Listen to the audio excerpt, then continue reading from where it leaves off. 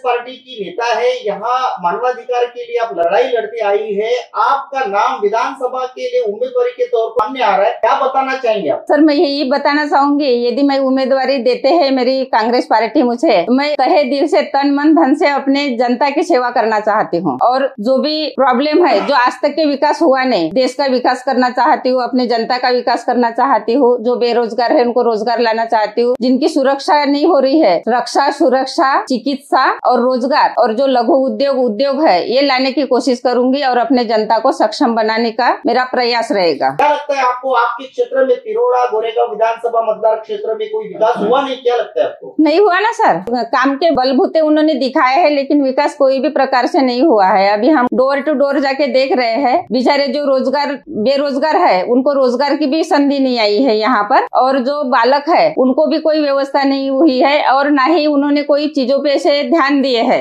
और ना ही महिलाओं के सशक्तिकरण पे ध्यान दिए। उनको प्रलोभन देके भी लाडली बहन योजना जो शुरुआत की है, ये एक लेडीज लोगों को बेवकूफ बनाने का काम कर रहे हैं। किस तरह के विकास की संकल्पना आपके मन में है?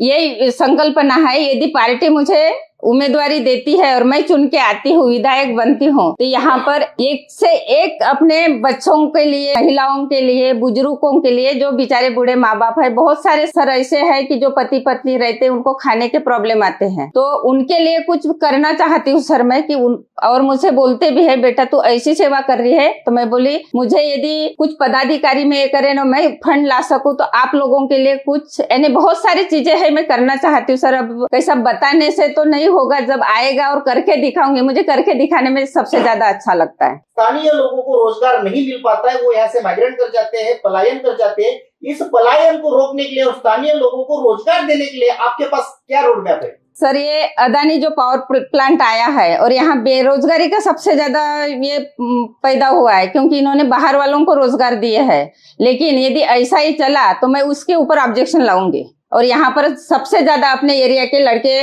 बेरोजगार और बेरोजगार महिला लड़कियां हैं, इनको वहां पर लगाने की कोशिश करूंगी। यहाँ के क्षेत्र मजदूर जो है वो परेशान है, किसानों को उसका दाम नहीं मिल पाता, धान को एमएसपी नहीं मिल पाती। आपके पास में किसानों के लिए क्या रोड मैप है? सर किसानों की तो इतनी परिस्थिति गंभीर है अभी कि जो आया हुआ धान भी बहुत बार चला जाता है, बेचारों को साल भर अपना परिवार चलाना पड़ता है, लेकिन उनके पास में कोई सुविधा नहीं रहती। अभी जो ये किसानों के प्रति जो प्रॉब्लम आ रही है, तो मैं चाहूंगी कि किसानों को हमेशा उसका सही भाव मिले। अभी हमारे खासदार साहब आए थे, विजिट मारे सर हमने पूरे एरिया में, जो उनका नुकसान हुआ तो उसका पंचनामा किए, पंचनामा करके उनका 7/12 वगैरह लेके सब जमा किए, जमा करने के बाद में फॉर्म भरे, लेकिन उनका अभी भी कोई उपयोग नहीं किया है क्योंकि वो डिपॉजिट करके रख दिए हैं। जब किसान अपने हक की बात करते हैं तो आ जाएगा, मिल जाएगा, वो जो कर्मचारी रहते हैं उनको दबा के रख देते हैं।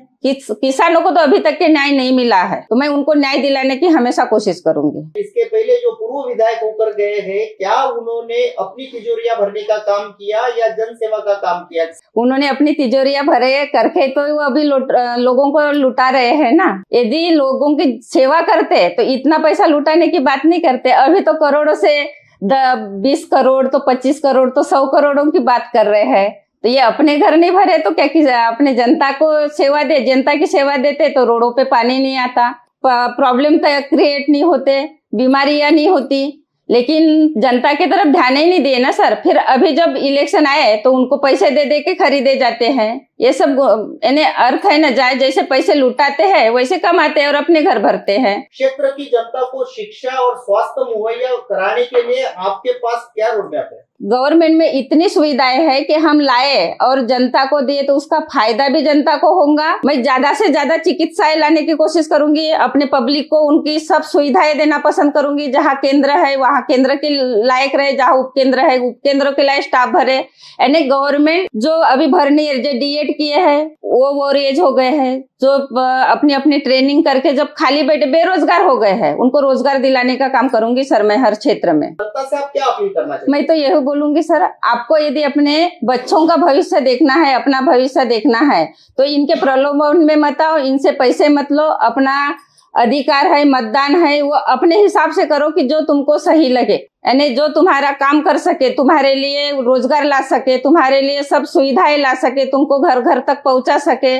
तुम्हारे को जो लघु उद्योग है उनको, जैसे लेडीज लोग है, अपना 600 रुपए या 500 रुपए उनको आदमी कमाता है और वो फिर दारू पी के 200 रुपए उसमें कमाते हैं। फिर बच्चों की तबीयत, स्कूल, सब फीस भरने की जो कोशिश होती है और फिर इसमें उनको प्रॉब्लम आती है। तो मैं महिलाओं को सबसे ज्यादा कि तुम घर भी समझ, चूल आनी मूल इतने पुरते सीमित न रह के तुम बच्चों को भी अपना ध्यान दे सको और तुम भी खुद स्वावलंबी बन सको।